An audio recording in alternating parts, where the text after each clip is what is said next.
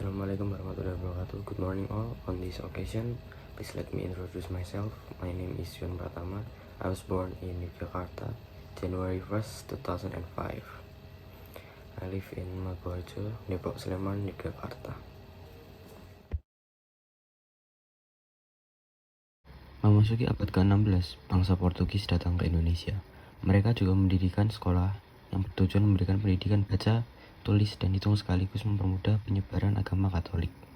Ketika Belanda memasuki Indonesia, Ambon menjadi tempat yang pertama dipilih oleh Belanda. Tidak berhenti sampai di Ambon, Belanda memperluas pendidikan di Pulau Jawa dengan mendirikan sekolah di Jakarta pada tahun 1617. Memasuki abad ke-19, Belanda mendirikan 20 sekolah untuk penduduk Indonesia di setiap ibu kota keresidenan karena pada masa diberlakukannya tanam paksa tahun itu, Van den Bosch membutuhkan banyak tenaga ahli. Namun, saat itu pelajar hanya boleh berasal dari kalangan bangsawan.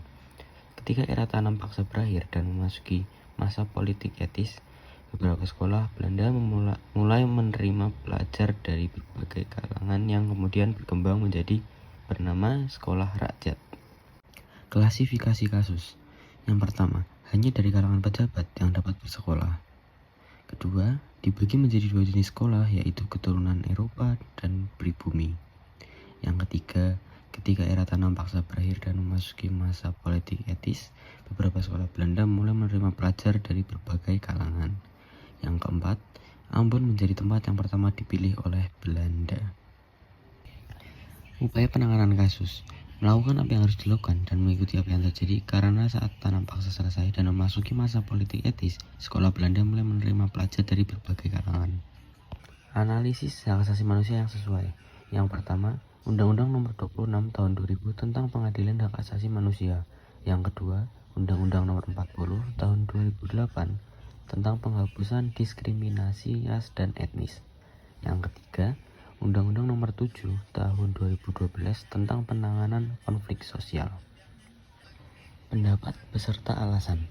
Menurut saya kasus tersebut memang cukup parah.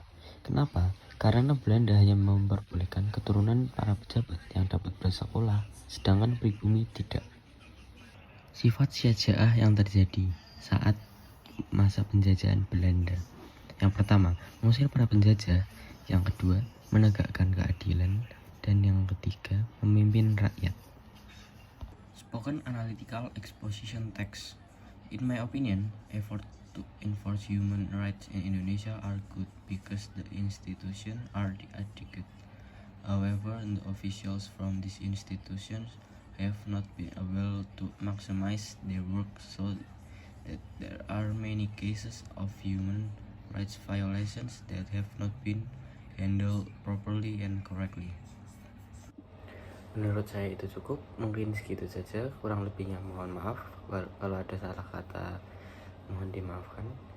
Assalamualaikum warahmatullahi wabarakatuh.